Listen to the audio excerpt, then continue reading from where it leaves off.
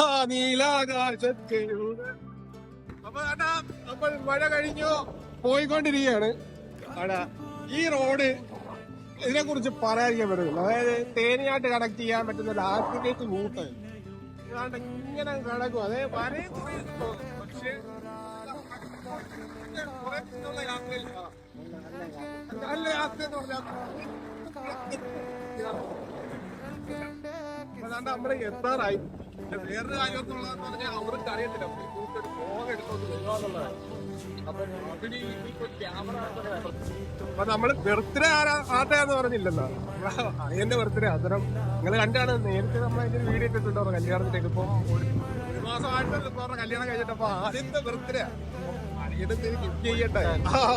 അതിനു വേണ്ടി നമ്മള് അങ്ങനെ ആഘോഷിക്കുന്നത് ഒന്നുമില്ല. ഒരു കേക്ക് വെട്ടിക്ക് കേക്ക് കട്ടിക്കൊക്കെ വേണ്ടി വെയിറ്റ് ചെയ്യും.